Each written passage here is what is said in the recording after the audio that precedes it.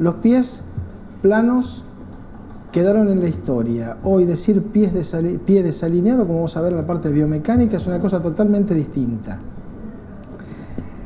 ¿Los pies desalineados pueden afectar el resto del cuerpo? Por supuesto que pueden afectar el resto del cuerpo, porque el pie es la base del cuerpo.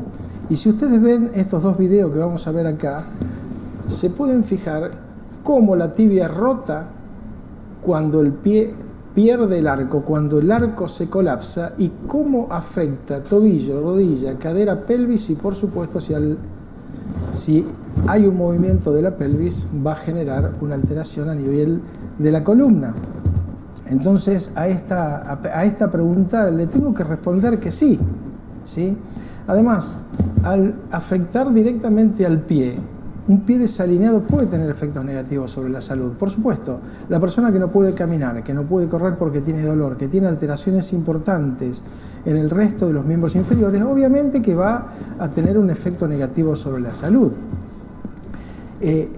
Otra cosa que siempre nos preguntamos es si el desplazamiento del astrágalo sobre el calcáneo puede producir una hiperpronación del pie. Fíjense el movimiento clínico y radiográfico que se genera. Fíjense cómo cae la parte medial del pie y cómo se genera todo ese movimiento que trae como consecuencia esto, una pronación exagerada del retropié, ¿sí?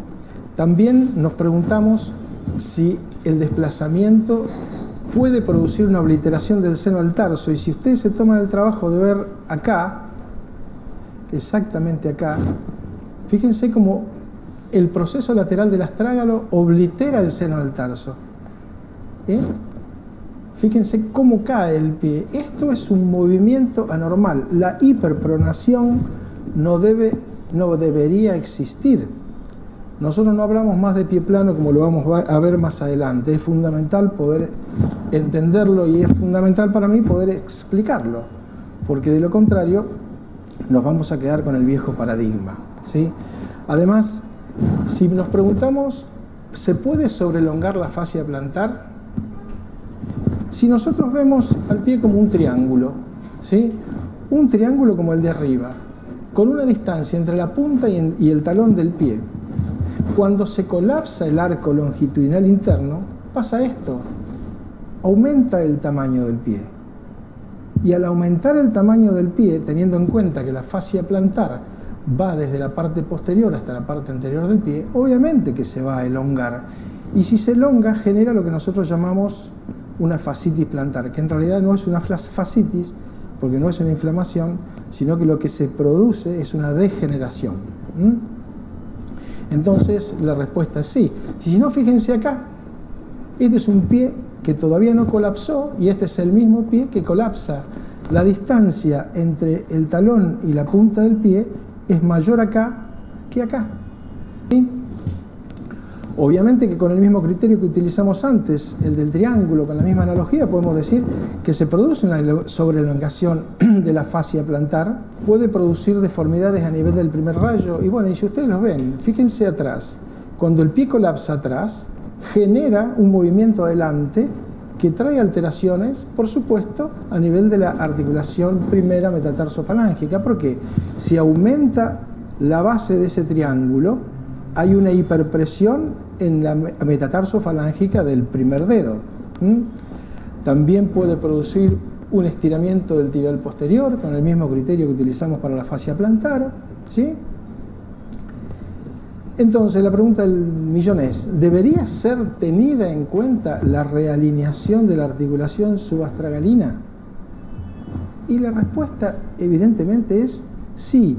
En el caso de la plantilla, en general, no mejora la alineación entre el astrágalo y el calcáneo. Ustedes lo pueden ver allí, ¿no?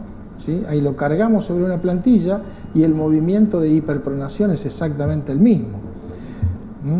Yo me tomé el trabajo en una época de sacar radiografías a todos los pacientes con lo que llamamos pie plano, sin y con plantilla. Y no hay una gran estabilización. Entonces, ¿considerarían una cirugía que preserve las articulaciones antes que esto, antes de que las destruya? ¿Sí? Les pregunto a todos, ¿sí o no? Obviamente que sí. Entonces, ¿hay una función específica para el uso de una artrorisis en el seno del tarso? Y sí. ¿Cuál es la función específica? La que ven acá. Transformar un pie estable como el que está arriba, el de abajo es el mismo pie operado, en un pie estable como el de abajo. ¿La idea cuál es? La idea es corregir la hiperpronación, el hipermovimiento que hay en la articulación subastragalina.